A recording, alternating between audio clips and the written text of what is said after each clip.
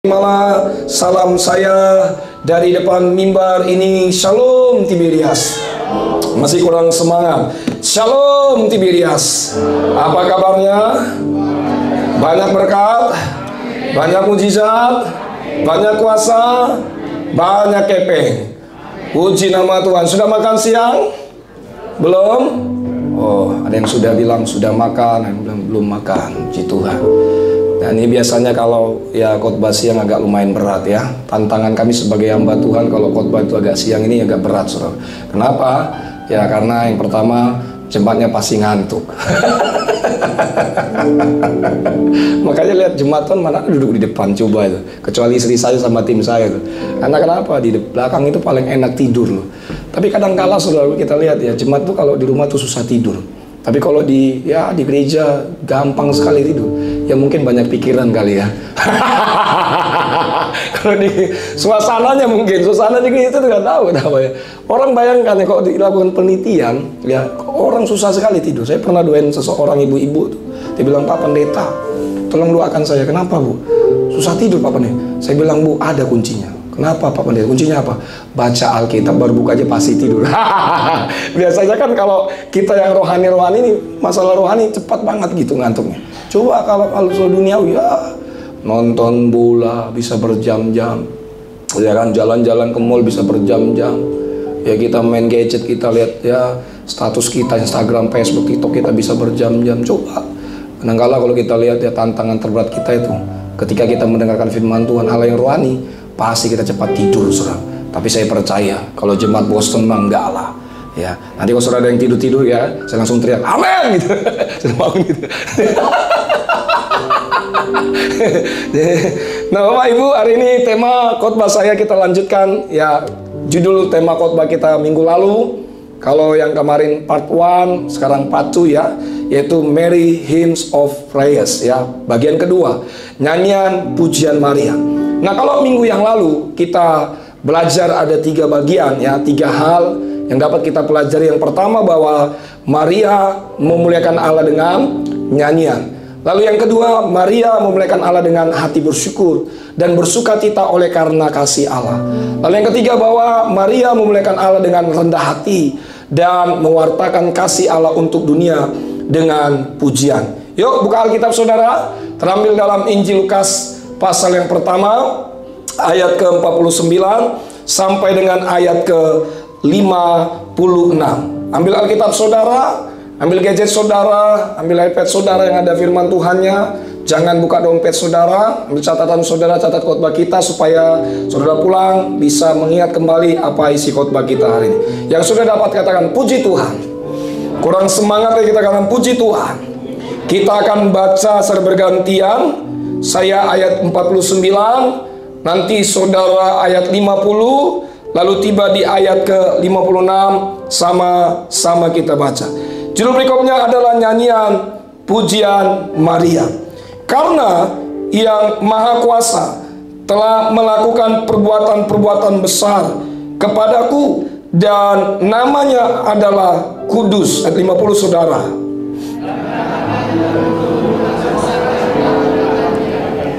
Ia memperlihatkan kuasanya dengan perbuatan tangannya dan mencerai beraikan orang-orang yang congkak hatinya. 52 saudara.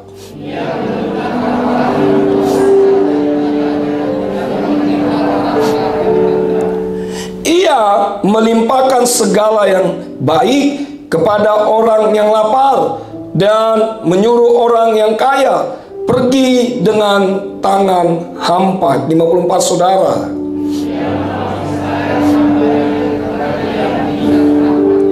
Seperti yang dijanjikannya kepada nenek moyang kita, kepada Abraham dan keturunannya untuk selama-lamanya. 56:2-3 ya.